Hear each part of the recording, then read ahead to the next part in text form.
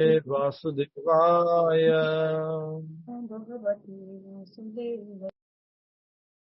ओम नमो भगवते वासुदेवाय। ओम नमो भगवते वासुदेवाय। मुखं करोति वाचालं पंगुं लंघयते गिरिं यत्कृपातमहं वन्दे श्रीगुरुदीनतारिणं परमानन्दमाधवं श्रीचैतन्यमीश्वरम्। एकं शास्त्रं देवकी पुत्र गीतम् एको देव देवकी पुत्र एव एको मन्त्रस्य तस्य नामानि यानि कर्माप्येकं तस्य देवस्य सेवा। Let there be one scripture, that is Bhagavad Gita. Let there be one God, that is Krishna. Let there be one mantra, that is Hare Krishna mantra. And let there be one service, and there is service to Lord Krishna. Shrimad Bhagavad Gita Yatharoop chapter 17 अध्याय 17 श्रद्धा के विभाग, divisions of faith. और हमने इसके अंतर्गत सत्वगुण, रजोगुण और तमोगुण के आधार पर दान के बारे में, यज्ञ के बारे में, तपस्या के बारे में और भोजन के बारे में समझा था। आज हम इनसे आगे समझेंगे। 4 मुख्य टॉपिक हो चुके हैं कवर्ड, और इनकी हमने टेबल बनाई थी, आप सबने बनाई होगी टेबल। सबसे पहले फूड, भोजन, फिर उसके बाद यज्ञ, तपस्या और फिर दान। तो कल हमने दान के बारे में समझ लिया था। Donation in the mode of goodness, passion and ignorance, सात्विक दान, राजसिक दान, दान और तामसिक दान। आज हम करने वाले हैं श्लोक संख्या 23। बहुत इंपॉर्टेंट श्लोक है और ये हम चैप्टर के एंड भाग में पहुंच चुके हैं। बस अगले 4 श्लोकों बाद हम जो है इस चैप्टर को समाप्त कर लेंगे और 18 चैप्टर शुरू होगा, जो कि अंतिम अध्याय भगवद गीता का। आज से पुरुषोत्तम महीना शुरू हो रहा है। आज पहला दिन है पुरुषोत्तम महीने का, और ये सभी महीनों में सबसे सर्वश्रेष्ठ कार्तिक महीने को माना जाता है, और कार्तिक महीने से भी श्रेष्ठ महीना इस पुरुषोत्तम महीने को माना जाता है। स्वयं भगवान श्री कृष्ण इस महीने के अधिष्ठाता भगवान है, और इस महीने में जो भी आप आध्यात्मिक कार्य करते हैं वो आपको 1000 गुना कम से कम आध्यात्मिक लाभ देता है। तो श्लोक संख्या 23 चैप्टर 17 प्लीज रिपीट। कौन करेंगे? गीता तेजानी माता जी दोहराइए। हरे कृष्ण प्रभु जी। ओम तत्सत् इति निर्देशो ओम तत्सदिति निर्देशो ब्रह्मणः त्रिविधः स्मृतः ब्रह्मणस्त्रिविधः स्मृतः ब्राह्मणास्तेन वेदाश्च ब्राह्मणास्तेन वेदाश्च यज्ञाश्च विहिताः पुरा। यज्ञाश्च विहिताः पुरा। एक बार और। ओम तत्सदिति निर्देशो ओम तत्सदिति निर्देशो ब्रह्मणस्त्रिविधः स्मृतः ब्रह्मणस्त्रिविधः स्मृतः ब्राह्मणास्तेन वेदाश्च ब्राह्मणास्तेन वेदाश्च यज्ञाश्च विहिताः पुरा। यज्ञाश्च विहिताः पुरा। वर्ड टू वर्ड मीनिंग, शब्दार्थ दोहराएंगे। ओम परम का सूचक, ओम परम का सूचक, तत्वः तत्वः, सत शाश्वत, सत शाश्वत, इस प्रकार, इति इस प्रकार, निर्देश संकेत, निर्देश संकेत, ब्राह्मण ब्रह्म का, ब्राह्मण ब्रह्म का, त्रिविधः 3 प्रकार का, त्रिविधः 3 प्रकार का, स्मृतः माना जाता है, स्मृतः माना जाता है, ब्राह्मणाः ब्राह्मण लोग, ब्राह्मणाः ब्राह्मण लोग, ते न उससे, ते न उससे, वेदाः वैदिक साहित्य, वेदाः वैदिक साहित्य, च भी, यज्ञाः यज्ञ, यज्ञाः यज्ञ, च भी, विहिताः प्रयुक्त, विहिताः प्रयुक्त, पूरा आदि काल में, पूरा आदि काल में। अनुवाद तथा तात्पर्य श्रील प्रभुपाद जी द्वारा। श्रील प्रभुपाद की जय। अनुवाद दोहराइए। सृष्टि के आदि काल से, सृष्टि के आदि काल से ओम तत्सत ये 3 शब्द पर ब्रह्म को सूचित करने के लिए, ओम तत् सत ये 3 शब्द पर ब्रह्म को सूचित करने के लिए प्रयुक्त किए जाते हैं। प्रयुक्त किए जाते हैं। ये तीनों सांकेतिक अभिव्यक्तियां ये तीनों सांकेतिक अभिव्यक्तियां ब्राह्मणों द्वारा वैदिक मंत्रों का उच्चारण करते समय, ब्राह्मणों द्वारा वैदिक मंत्रों का उच्चारण करते समय तथा ब्रह्म को संतुष्ट करने के लिए, तथा ब्रह्म को संतुष्ट करने के लिए यज्ञों के समय प्रयुक्त होती हैं। यज्ञों के समय प्रयुक्त होती थी। ठीक है। बहुत ही महत्वपूर्ण श्लोक, जैसा कि आप देख पा रहे हैं। ये शब्द जो हम बचपन से सुनते आए हैं, ओम तत्सत, बहुत सारे लोग बोलते हैं। कई बार लोग उबासी लेते टाइम बोलते हैं ओम, राइट। कुछ लोग बोलते तत्सत, कुछ लोग तत्सत की माला फेरते हैं। तो अलग अलग प्रकार से हम शब्द लोग ये जो है ओम तत्सत का उपयोग करते हुए आए हैं, और आज हम समझने का प्रयास करेंगे। प्रभुपाद जी समझा रहे हैं कि क्या इसका अर्थ है, और यहाँ पर भगवान कह रहे हैं कि सृष्टि के आदिकाल से अर्थात जब से शुरू हुई सृष्टि, ओम तत्सत ये 3 शब्द पर ब्रह्म को सूचित करने के लिए प्रयुक्त किए जाते रहे हैं। पर ब्रह्म, निराकार ब्रह्म को प्रयुक्त करने के लिए, उनको इंडिकेट करने के लिए ये शब्द। ओम क्या होता है? ओम भगवान श्री कृष्ण का ही साउंड रिप्रेजेंटेशन है। अच्छे से समझिएगा। अगर कोई बोले कि ओम का अर्थ क्या होता है, ओम क्या मतलब है ओम का, तो ओम जो है भगवान श्री कृष्ण का साउंड रिप्रेजेंटेशन है। ओम ये ध्वनि जो है, निराकार ध्वनि, ये जो भगवान श्री कृष्ण को प्रतिनिधित्व करती है।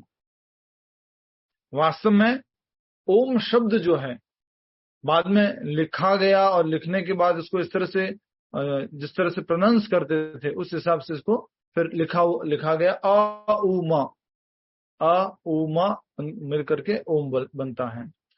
तो सृष्टि के आदि काल में ओम तत्सत 3 शब्द ब्रह्मांड पर ब्रह्म को सूचित करने के लिए प्रयुक्त किए जाते रहे हैं। ये तीनों सांकेतिक अभिव्यक्तियां, अगेन क्या बोला है? सांकेतिक अभिव्यक्तियां। क्या मतलब होगा इसका?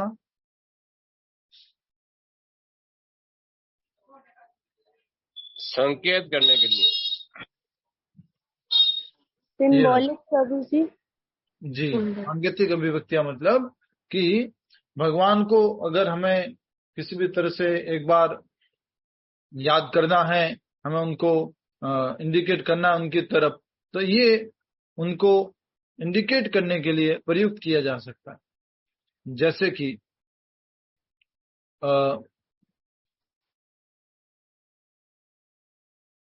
कोई व्यक्ति बिजनेसमैन है, व्यापारी है, बिजनेस करता है, तो वो पर्सनली इन पर्सन वो जो है एक नाम से जाना जाता है, एक परिवार से जाना जाता है, लेकिन कभी कभी आप क्या कह के बुला लेते हैं? ओनली व्यापारी, व्यापार, सांकेतिक अभिव्यक्ति।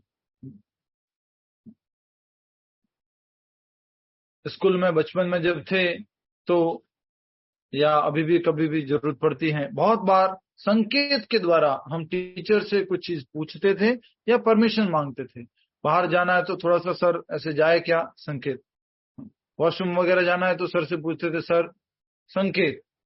तो उस प्रकार से परम भगवान को संकेत के तौर पर ये 3 शब्द जो है ओम तत् सत, इनके द्वारा उनको संकेत किया जाता है।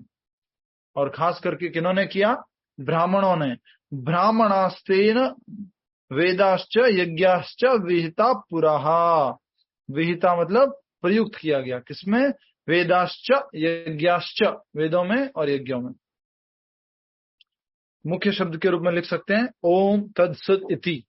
द इंपॉर्टेंट वर्ड इज ओम तत्सत इति।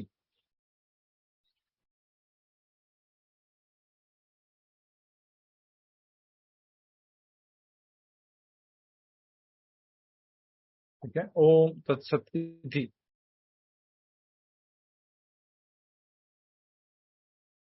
हेडिंग दे सकते हैं, ओम तत्सत का अभिप्राय। ओम तत्सत का अभिप्राय।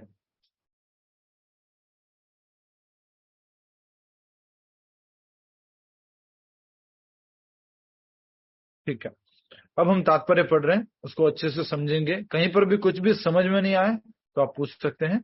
और तात्पर्य शुरू कर रहे हैं ऑल टुगेदर। यह बताया जा चुका है कि तपस्या, यज्ञ, दान तथा भोजन के तीन तीन भेद होते हैं। कौन कौन से तीन भेद हैं? भोजन भी तीन तरह का होता है। हमारे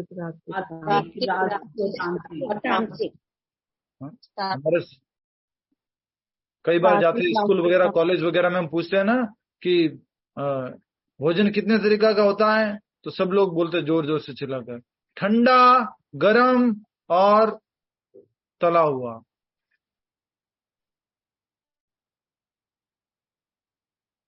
या कोई बोल देगा तीन तरह का भोजन कौन कौन सा है?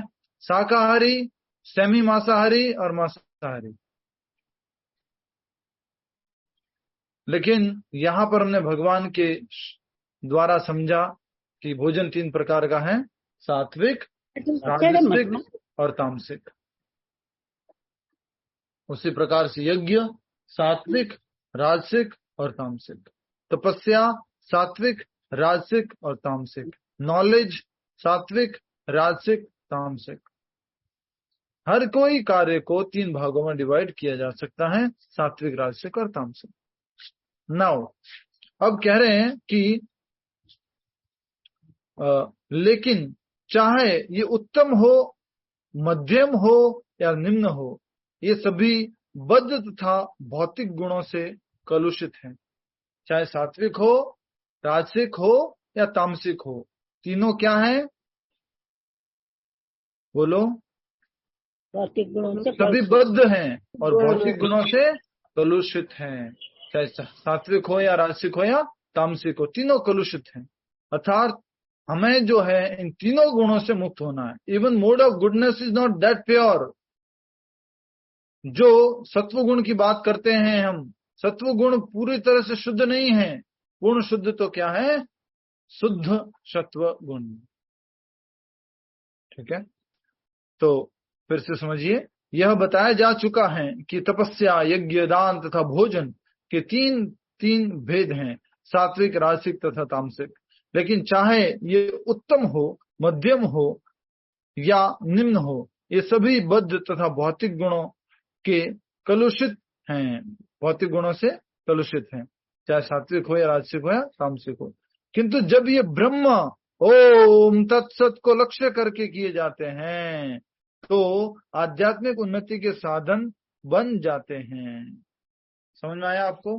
यज्ञ, दान, तपस्या अगर हम पर ब्रह्म को मध्य में रख के करते हैं, अगर हम ओम तत्सत बोल करके कर रहे हैं, ओम तत्सत जो भगवान सत्य है, परम सत्य, उनको मध्य में रख करके कर रहे हैं, तो आध्यात्मिक उन्नति के साधन बन जाते हैं। समझ में आया? लतिका माता जी, नहीं आया तो मैं पूछूंगा फिर। यस, कौन किसी को समझ में नहीं आया तो पूछो। गीता तेजानी माता जी, क्या समझ में आया? मतलब प्रभु जी कोई भी काम भगवान से जुड़ के करते हैं तो वो मतलब गुणों से एकदम वो क्लियर हो जाते हैं, ऐसा? हाँ, बहुत अच्छा, हरि बोल। तो भौतिक जगत में तो क्या होगा? भोजन भी है, यज्ञ भी है, दान भी है, तपस्या भी है, और भी जो भी कार्य हैं वो तीनों गुणों के अंतर्गत होते हैं और तीनों गुणों से अफेक्टेड है, कलुषित है। किंतु जब ये ब्रह्म ओम तत्सत को लक्ष्य बना करके किए जाते हैं तो आध्यात्मिक उन्नति के साधन बन जाता है। यही यज्ञ, यही दान, यही तपस्या, भले सात्विक हो, राजसिक हो या तामसिक हो, वो ही जब जो है पर ब्रह्म को, भगवान को मध्य में रख के करते हैं तो क्या बन जाते हैं?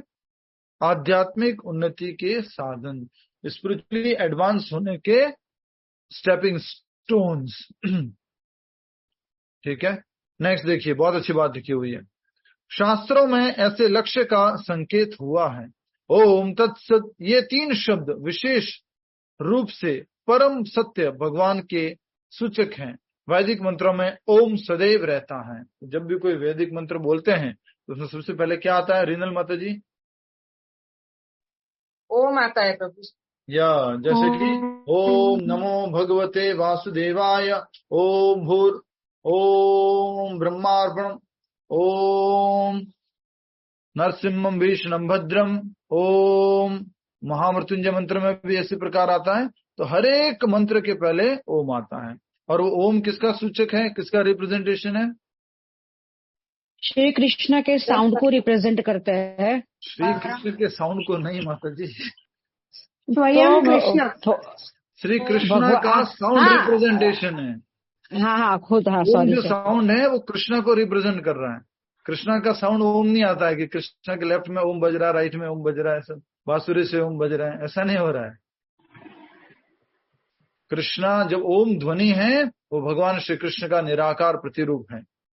जैसे आप सब लोग मेरी क्लास की रिकॉर्डिंग सुनते हो, वो रिकॉर्डिंग जो है मेरी क्लास की है, मेरी आवाज है, उसको सुन के कौन याद आता है आपको? आप। हम याद आएंगे, मैं याद आऊंगा। तो मेरा निराकार प्रतिरूप है वो ध्वनि। कभी भी आप रिकॉर्डर सुनते हो तो किसी भी सिंगर का, किसी भी फिलोसोफर जो बोलते हैं, स्पीकर्स हैं, उनकी ध्वनि को सुनते हो तो उनका साउंड रिप्रेजेंटेशन है।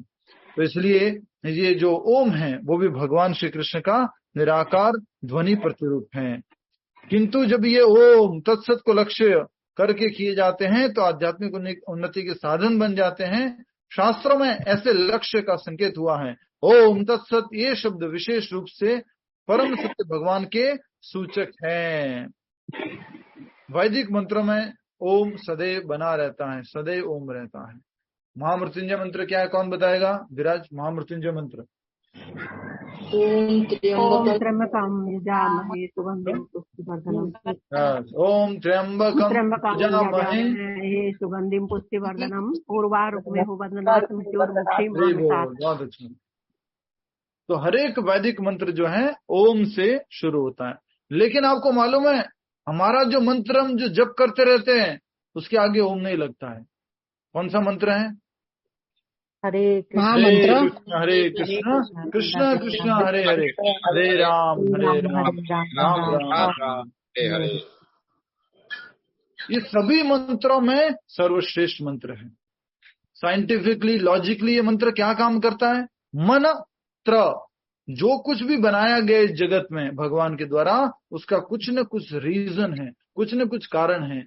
इस दुनिया में जितना जो कुछ भी बनाया है वो सबसे इंपॉर्टेंटली किसके लिए बनाया है?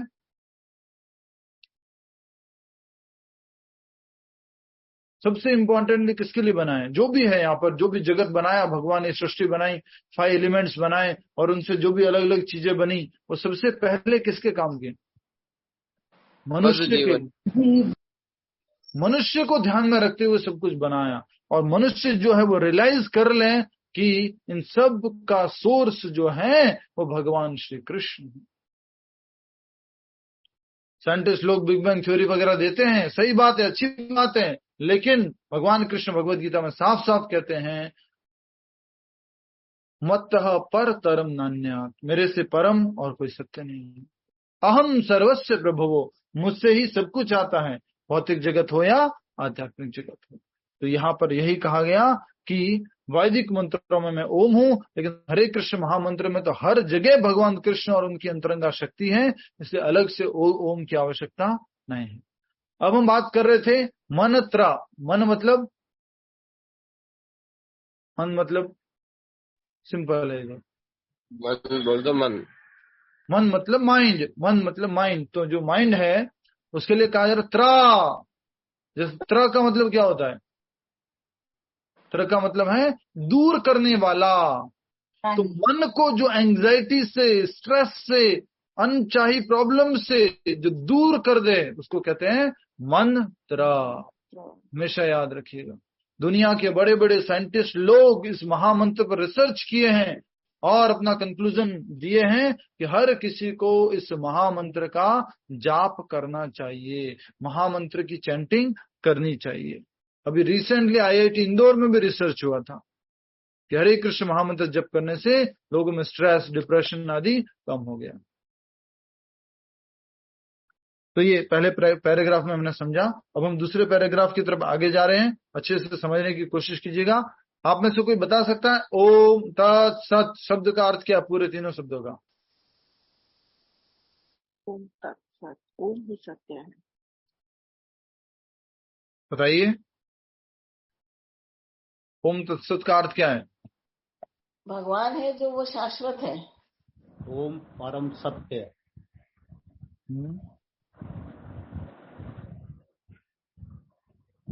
ओम तत्सत शब्द का अर्थ क्या है?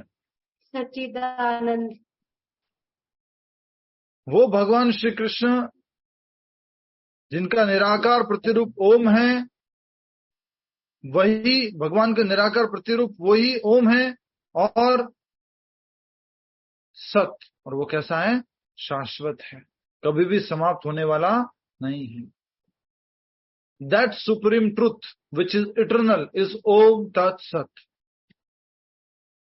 वह परम सत्य जो शाश्वत है उसको बोलते हैं ओम तत् सत।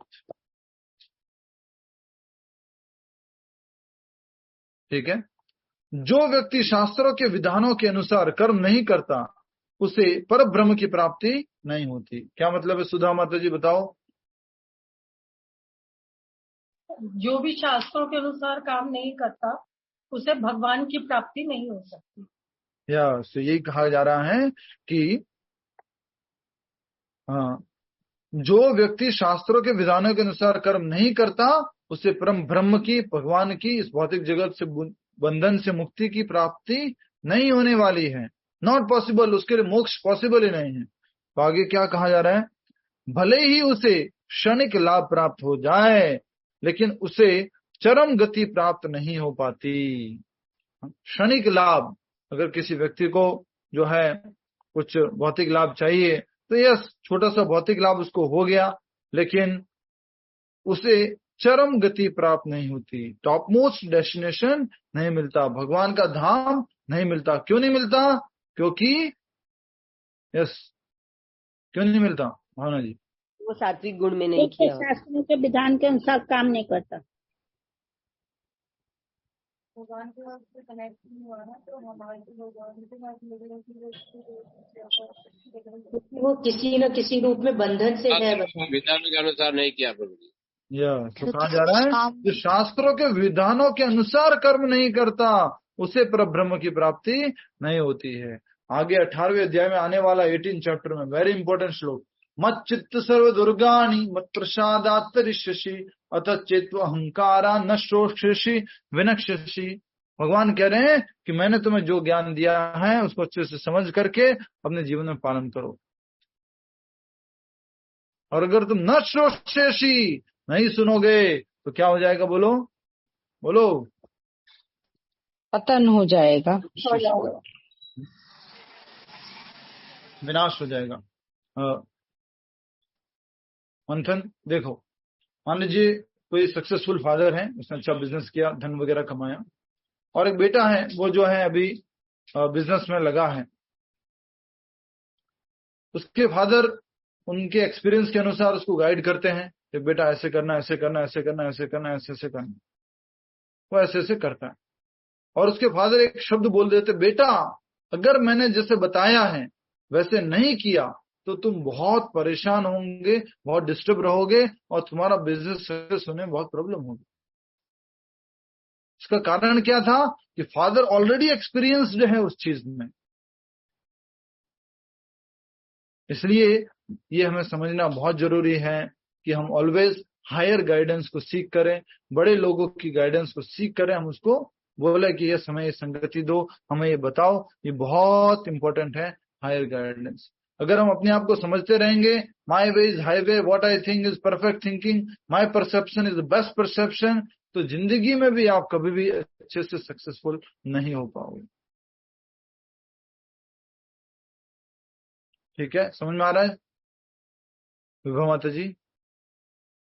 ठीक है। हाँ। तात्पर्य यह है कि दान यज्ञ तथा तप, दान यज्ञ तथा तप जो सतोगुण में रहकर करना चाहिए, रजो तथा तमोगुण में संपन्न किए जाने वाले निश्चित रूप से निम्न कोटि के होते हैं। ओम तत्सत शब्दों का उच्चारण परमेश्वर के पवित्र नाम के साथ किया जाता है। उदाहरणार्थ ओम तद विष्णु, जब भी किसी वैदिक मंत्र का परमेश्वर का नाम लिया जाता है तो उसके साथ ओम जोड़ दिया जाता है। हरि बोल। क्या समझ में आया? कौन बताएगा? What you understood? बोलिए स्वीटी हुडा जी, बोलिए। सब लोग एक्टिवली पार्टिसिपेट करो प्लीज, ऐसे नहीं होना चाहिए। आप सब लोग 124 डिवोटीज हैं, 124। सब लोग अच्छे से पार्टिसिपेट किया करो, ओनली 2-4 लोग पार्टिसिपेट करते हैं। हरे कृष्ण। यस कृष्णा प्रभु जी, इसमें ये बताया है कि दान यज्ञ और तप सतोगुण में रहकर करने चाहिए। अगर हम सतोगुण में रहकर नहीं करते हैं तो दूसरे बाकी जो 2 हैं, रजोगुण और तमोगुण, उसमें वो निम्न कोटि के हो जाते हैं, मतलब लोअर हो जाते हैं। और कोई भी काम करने से पहले वैदिक मंत्र जो हमारा होता है उसमें ओम तत्सत इम्पोर्टेंट होता है। तो वो हमें उसका उच्चारण करना चाहिए हमेशा। हमें उसका ब्रेक हो रही है, आपकी वॉइस ब्रेक हो रही है बार बार। ठीक बात है, अच्छा उत्तर दिया आपने, बहुत बढ़िया, वेरी नाइस। बोलना चाहिए। म्यूट कर लीजिए। हरे कृष्ण। हरे कृष्ण।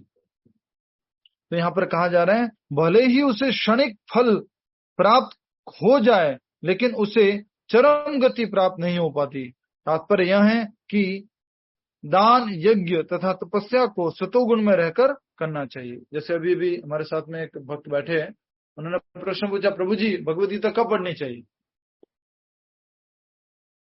इन जनरल कब पढ़नी चाहिए? नहाने के बाद सुबह। कहाँ पर रखना चाहिए? सुबह अच्छी जगह पर रखना चाहिए, पवित्र स्थान पर रखना चाहिए।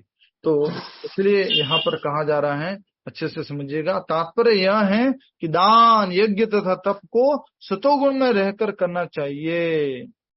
रजो या तमोगुण में संपन्न करने पर ये निश्चित रूप से निम्न कोटि के होते हैं। तो जब इस भौतिक दुनिया में रजोगुण और तमोगुण बहुत अधिक मात्रा में है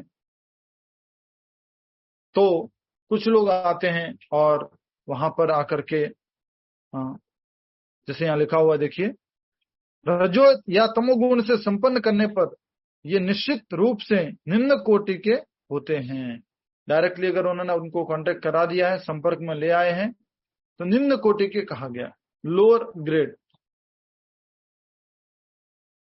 समझ में आ रहा है कि नहीं आया? पूछो प्लीज, नहीं आया तो पूछो, थोड़ा टफ डिफिकल्ट लग सकता है।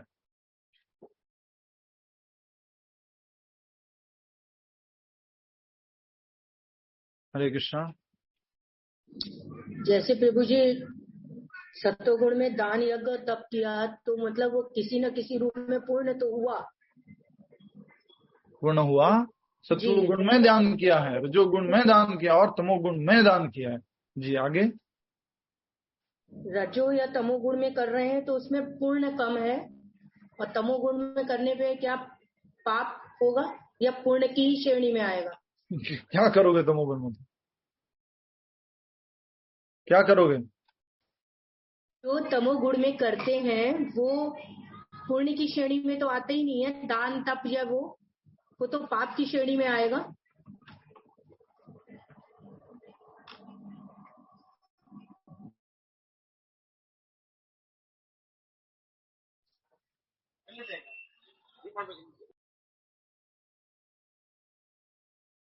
हाँ मतलब जब बोलिए। जी प्रभु जी, मैं ये कह रही हूँ कि जो सतोगुण का दान तप या पूर्ण, वो पूर्ण में काउंट हो रहा है, लेकिन जो रजोगुण में हम दान या तप कर रहे हैं या तमोगुण में कर रहे हैं, तो उसमें पुण्य तो बहुत कम है, बाकी किसमें क्या पाप के उसमें आएगा? हाँ, पाप में आएगा। सत्वगुण में वो तो पुण्य में रहेगा, रजोगुण में तमोगुण में कार्य किया गया वो किस में आएगा? पाप में ही आएगा। अरे तो दान तमोगुण में तो होता है ना, अभी तो पढ़ा है हमने, सत्वगुण दान, रजोगुण दान और तमोगुण दान। जी प्रभु जी।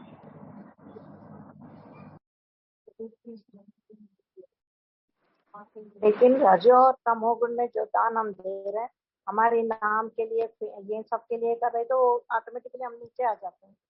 हाँ, तो अभी देखो ना, पिछले में लिखा था, देखो क्या लिखा है लास्ट वाले में, देखो 22 वाले में, देखो अब कल भी पढ़ाया था। इस प्रकार यदि बिना सम्मान या ध्यान दिए किसी उपयुक्त व्यक्ति को दान दिया जाए, दे किसको रहे हैं? उपयुक्त व्यक्ति को, पर बिना सम्मान और ध्यान के दे रहे, तो वह भी तामसी। मतलब जी प्रश्न मैं आपको सही उत्तर दे पा रहा हूँ, मैं प्रश्न सही समझाऊं? शायद मैं प्रश्न सही नहीं समझाऊं। आप ये कहना चाह रहे, क्या कहना चाह रहे? जी प्रभु जी, यही कहना चाह रहे हैं। जी हरे कृष्णा प्रभु जी। प्रभु जी, जैसे हम सुबह भागवत गीता पढ़ते हैं तब हमारा सतोगुण है, पर जब रात को पढ़ते हैं तो क्या हमें इतना समझ नहीं आएगा? क्योंकि तब तो नहीं आएगा, सतोगुण उतना एक्टिव। समझ नहीं आएगा। रात को पढ़ोगे तो उतना समझ नहीं आएगा। सुबह कंड्यूसिव एटमोस्फियर है, पर फिर भी सत्वगुण हम, के कार्य सत्वगुण में किए जाते हैं। तो रात को नहीं पढ़नी चाहिए? रात को पढ़नी चाहिए। अरे 100 में से 100 मिल रहा है, 100 की जगह 90 मिलेगा, तो उसमें पढ़नी क्यों नहीं चाहिए? ओके। क्योंकि सोने से पहले अगर हम कुछ अच्छा पढ़ते हैं तो वो भी बहुत हमारे अच्छा लिए है, अच्छा होता बहुत अच्छा है, लेकिन मिलेगा उतना नहीं उसका लाभ जितना हमें मिलना चाहिए। है। एक सेकंड ना, मतलब अगर अ,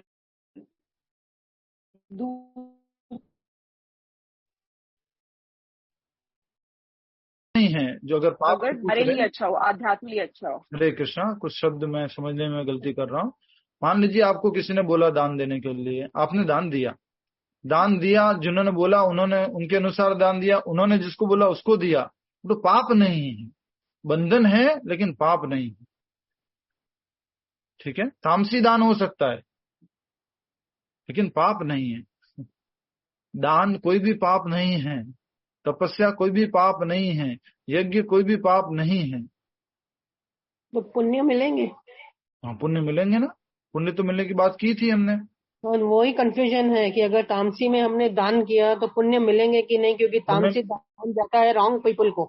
पुण्य मिलेगा, पर उसका उपयोग किस प्रकार से आगे वाले ने किया वो भी बहुत डिपेंड करता है। ये पूरा कॉम्प्लिकेटेड है, इसलिए कृष्ण भावनामृत में ही रहना है। हरे कृष्ण प्रभु जी। ठीक है, बोलिए, अब बोलिए। प्रभु जी, अभी आपने जो बताया कि सामने आगे वाले ने क्या किस तरह से वो दान का उपयोग किया, तो हमें तो पता नहीं होता है। हम तो हमें जिसको पता करना है, उपयुक्त स्थान में, उपयुक्त व्यक्ति को, उपयुक्त समय में दान करना है। मगर हम अगर हमने किसी को दिया, कुछ भी दान दिया और उसने फिर मिसयूज किया, तो हम थोड़ी वो देखने जाने वाले हैं। मिलेगा थोड़ा सा, आपको भी मिलेगा। तो बंधन, इसलिए कहते हैं कि अंग दान नहीं करने चाहिए। कोई आंखें दान कर रहा है, कोई ब्लड डोनेशन कर रहा है, कोई पैर डोनेशन कर रहा है, कोई शरीर के टुकड़े टुकड़े डोनेशन कर रहा है। क्यों उन आंखों से वो क्या करेगा आगे, या उन पैरों से, उन हाथों से, उन खून का उपयोग क्या करेगा? वो बहुत निर्भर करता है, और इतने सारे कर्मों में फंस जाएंगे जिसका आप सोच भी नहीं सकते। शरीर को जला करके राख करना था, जिससे कि आपकी आसक्ति उस शरीर के प्रति खत्म हो जाए, लेकिन शरीर को, कुछ अंगों को किसी व्यक्ति को दे दिया गया, अब वो आसक्ति भी गई नहीं है। हरे कृष्णा। लेकिन प्रभु जी, अगर कोई ब्लड डोनेट करता है तो वो क्या गलत है? ब्लड डोनेशन, देखिए माता जी, मैंने क्या बोला, उपयोग पर निर्भर करता है। किसको ब्लड डोनेट कर रहे हो? एक आतंकवादी को ब्लड डोनेट करोगे तो क्या होगा? पुण्य मिलेगा ना, पुण्य मिलेगा। प्रभु जी, वो तो इकट्ठा लिया जाता है ना, ब्लड मालूम किसको जा रहा है? किसको जा रहा है? जैसे रोटरी क्लब है, रोटरी क्लब में लेते हैं, हाँ, तो फिर ये तो हम लोगों को नहीं मालूम ना कि भाई किसको वो दे रहे हैं किसको तो नहीं। क्यों नहीं मालूम है फिर, क्यों दे रहे हो? तो दे ही नहीं। ऐसा तो जिंदगी मालूम रुक करो ना, जाएगी। कहाँ जाता है, पूछो कहाँ जाता है। प्रभु जी, ऐसा सोचेंगे तो जिंदगी रुक जाएगी। कितना प्रभु जी? हाँ जी, प्रभु जी, हॉस्पिटल में सब प्रकार के लोग आते हैं। प्रभु जी, हाँ जी, बोलिए, एक जना बोलिए ना।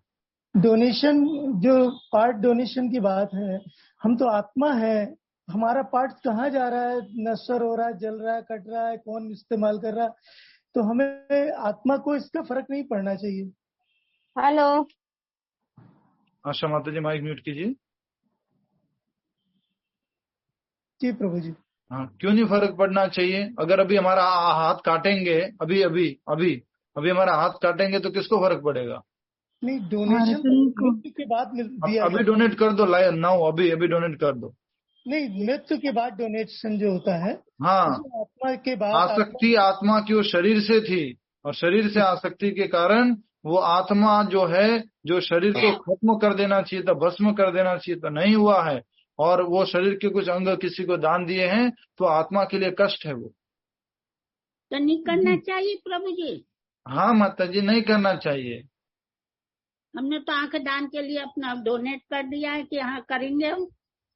चश्मा लगा हुआ है फिर भी दान कर दिया है। वो ये कहते हैं ना कि चश्मा लगा हुआ है फिर भी दान कर दिया है। वाह वाह वाह। वो आगे वाला चश्मा के पैसे कहाँ से लाएगा? अब ये मालूम नहीं कि... अच्छा, आप सुन लीजिए, वापस एक और बता रहा हूँ, गलत अंडरस्टैंडिंग। जो डिवोटीज हैं, जो भगवान के भक्त हैं, उनके लिए ये शिक्षाएं हैं। जो मैटेरियलिस्टिक लेवल पर हैं, जो कर्मी स्तर पर हैं, वो लोगों को कोई मतलब नहीं है, कुछ भी कुछ कर रहे हैं तो बिना ज्ञान के, अज्ञान में जो दान देना, जहां देना, जैसे देना, सब कर रहे हैं, वो कर सकते हैं। अब आप भक्त बन चुके हैं तो आपको केयरफुल रहना है, आपको समझना है। जिस प्रकार से अगर कोई आतंकवादी को 1,00,000 रुपए दे रहा है और उससे वो क्या खरीदता है, बारूद या गोलियां खरीदता है, और उसका उपयोग करके जो मासूम लोग हैं उनको मार देता है, उसी प्रकार से जिस प्रकार आपने धन दिया, उसी प्रकार अगर आप आंखें देते हैं, खून देते हैं, वो सब भी सेम असर करता है, सेम भागीदारी बनाता है। आप पूछो, किसी को कुछ पूछना है? हरे कृष्णा प्रभु जी। बोलिए। प्रभु जी, जैसे कुछ अपवित्र दिनों में स्क्रिप्चर्स रीड कर सकते हैं? अब कहाँ से कहाँ चले जाते हो आप एकदम से टॉपिक। सॉरी। कर सकते हैं, पीडीएफ पढ़िए, डायरेक्ट बुक्स नहीं पढ़नी है। डायरेक्ट बुक माता जी का प्रश्न है कि माता जी, लोग जब अपवित्र दिनों में होते हैं, उन अपवित्र दिनों में क्या भगवत गीता आदि को स्पर्श कर सकते हैं? कोशिश कीजिए, स्पर्श नहीं करना है, पीडीएफ आदि बुक के द्वारा पढ़ लेना है, शास्त्रों को सीधा स्पर्श नहीं करना है। प्रभु जी, जीवन दान तो बड़ा दान होता है ना, तो अगर हम किसी को ब्लड डोनेट करेंगे या कोई भी ऑर्गन डोनेट करेंगे तो एक जीवन बचेगा ना। जीवन दान बड़ा दान तभी है जब जाके वो भक्ति करता है। अंगदान महादान बोला जाता है। अंगदान महादान, विद्यादान महादान, रक्तदान महादान, अन्नदान महादान। जिसको जो दुकान खोलनी थी खोल दिया, उसके आगे लिख दिया महा।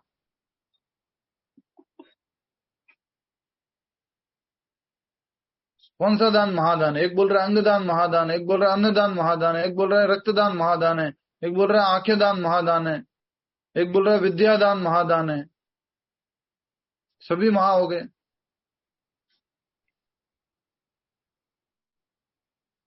समझिए इस बात को, हम पहले भी बताए थे। आप किसी भी प्रकार से कुछ भी मदद कर रहे हैं, आपको कैसी मदद करनी है, कैसा दान करना है, जिससे आगे वाले का भी नुकसान न हो और आपका भी नुकसान न हो। प्रभु जी, कर्ण ने अपने कुंडल और कवच दान दिए थे, तो वो किस दान में आएगा? सात्विक दान में आएगा। पर वो भी तो उसके अटैच थे ना, अंगों की तरह ही। पर क्यों, कौन मांगने के लिए आया था? इंद्र मांगने के लिए आए थे, ब्राह्मण का वेश धारण करके, या अग्निदेव, दोनों में से कोई। हाँ, इंद्र इंद्र आए थे। इंद्र आए थे। हाँ, तो ब्राह्मण के वेश में आए थे, तो ब्राह्मण को दान देना उसका कर्तव्य था। वो महादानवीर के नाम से जाने जाते थे, तो उन्होंने दान दे दिए। पर प्रभु जी, किसी समय ऐसा कंडीशन आ जाती है, कोई सीरियस हालत में है, बेड में है, तो ब्लड डोनेट किया जाना है, जरूरी है, और नहीं एकत्रित हो पा रहा, कोई दे रहा है, तो वो मतलब जी थोड़ा क्या सिचुएशंस ऐसी हो जाती है, हाइपोथेटिकल सिचुएशंस हैं। ठीक बात है आपकी, और अच्छे से समझते हैं। सब भक्त लोग जो जुड़े हुए हैं, सब लोग बने रहिए क्लास में, रेगुलर आइए, एवरीडे आइए। और आज हम इतना ही इसी टॉपिक को कवर करेंगे अच्छे से। आप सब लोग ध्यान देके समझ लीजिए। तो हम बात कर रहे हैं दान के बारे में। अब दान की बारी में आई है कि अगर कोई हॉस्पिटल में भर्ती है और उसको ब्लड की जरूरत है, और वो कोई भी हो सकता है, नॉन पर्सन नहीं है, अननोन पर्सन है, तो हमारा ब्लड ग्रुप मिल रहा है, तो क्या हम दान दे सकते हैं क्या? यस, आपको अगर लग रहा है, आपके पास कोई रिक्वेस्ट आई है, इस स्थिति में आप वो दान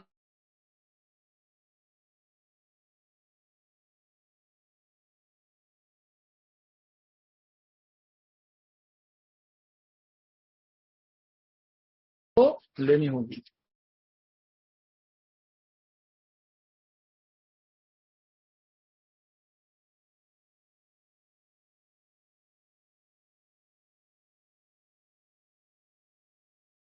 प्रभु जी वॉइस नहीं आ रही है।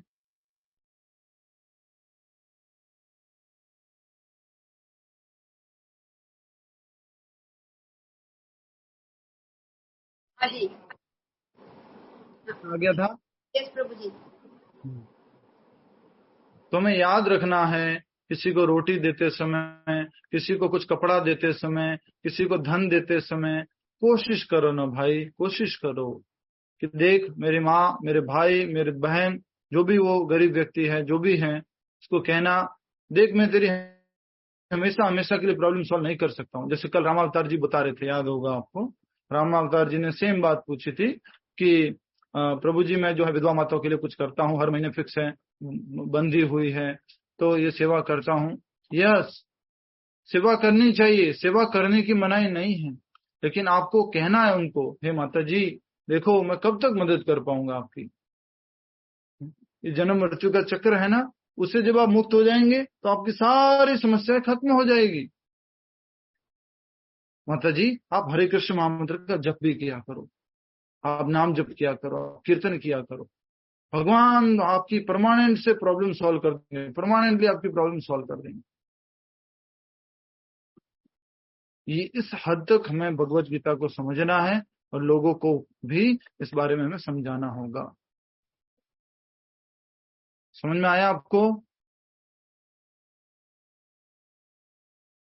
अब किसी का पूछ लो। प्रभु जी बिना फल की चिंता किए अगर दान करते हैं तो वो भी तामसिक होता है? बताया तो अभी तो लिखा तो है माता जी, आप कहाँ पढ़ रहे? प्रभु जी हम लोग को फल की चिंता नहीं है, हम लोग अगर दान करते हैं वो भी गलत है। नहीं, दान करना चाहिए, पर कहाँ कर रहे हैं, किस स्थान पर कर रहे हैं? आप कल क्लास में नहीं थे क्या? थे प्रभु जी। तो लिखा हुआ है ना, देखिए ना, साफ साफ लिखा हुआ है, जो दान कर्तव्य समझकर किसी प्रत्युपकार की आशा के बिना समुचित काल, स्थान और योग्य व्यक्ति को दिया जाता है, वह सात्विक माना जाता है। अब इसमें क्या डाउट है बताओ? सीधा सीधा तो लिखा हुआ है। और कोई? हरे कृष्णा प्रभु जी। बोलिए। हरे कृष्ण प्रभु जी, मेरा प्रश्न ये है कि कोई व्यक्ति दान करता है या किसी की सहायता करता है, इन दोनों में क्या फर्क है प्रभु जी? मान लीजिए दान उचित व्यक्ति को दिया जाता है, योग्य व्यक्ति को दिया जाता है। कोई कृष्ण भावनामृत का प्रचार कर रहा है, कोई ब्राह्मण है, कोई वैष्णव है, उनको दान दिया जाता है। दया, करुणा, वो आप किसी भी असहाय व्यक्ति को कर सकते हैं। जिसको सहायता की जरूरत है उसको दया की जाती है, करुणा की जाती है, मदद की जाती है, तो वो दान में नहीं आता है। दान तो योग्य व्यक्ति को ही दिया जाता है। जी प्रभु जी। इसी में मेरा प्रश्न दूसरा ये है कि मान लीजिए कोई कृष्ण भक्त हैं और उनके पिता गंभीर बीमारी से ग्रस्त हैं और उनको डॉक्टर कहते हैं कि आपके पिता को अंगदान की जरूरत है, मान लीजिए कोई किडनी ट्रांसप्लांट होनी है, लीवर ट्रांसप्लांट होना है, तो क्या उनको नहीं करना चाहिए? अपने पिता के प्रति उनको कुछ कर्तव्य हैं और करना चाहिए, और करना चाहिए। पिताजी को बोलना चाहिए, पिताजी अब तो हरे कृष्ण कर लो, अब तो नाम जप कर लो, मैं इतने टाइम से कर रहा हूँ, मैं आपका बेटा होते हुए कर रहा हूँ, आप मेरे पिताजी होते हुए नहीं कर रहे हो, अब तो कर लो भाई।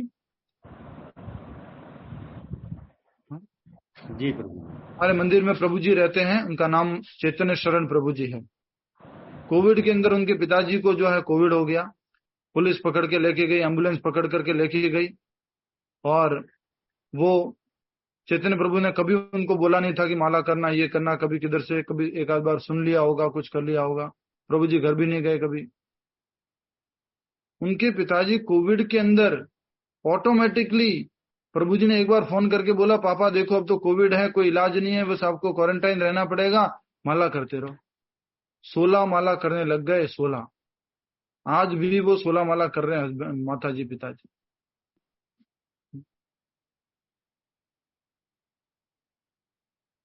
भगवान के भक्त जो है, और भक्त को जो है ये भी कर्तव्य है, जैसा पिछले श्लोकों में लिखा था हमने, तपस्या, शरीर की तपस्या, देव द्विज गुरु प्रागना पूजनम शोचम आर्चम।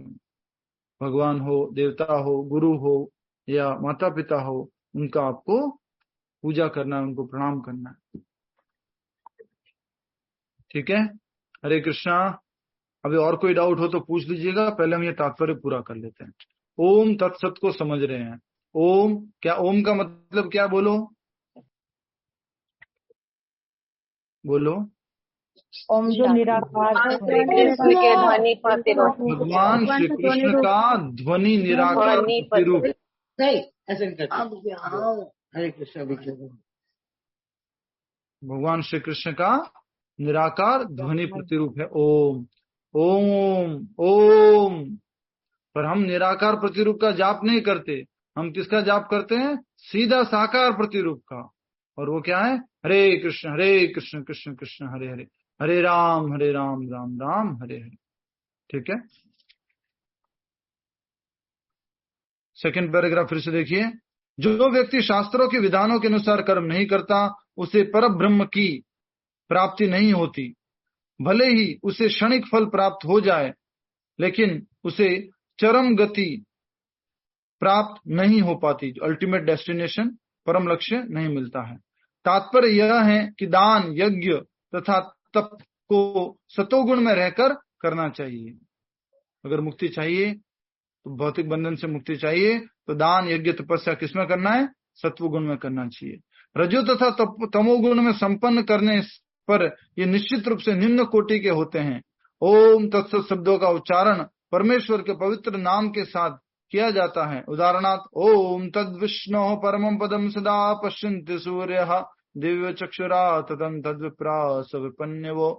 तो बताया जा रहा है कोई भी भगवान का मंत्र आदि हो, उसमें ओम तत्सत इन शब्दों को समावेश किया गया है। उदाहरण देके बता दिया।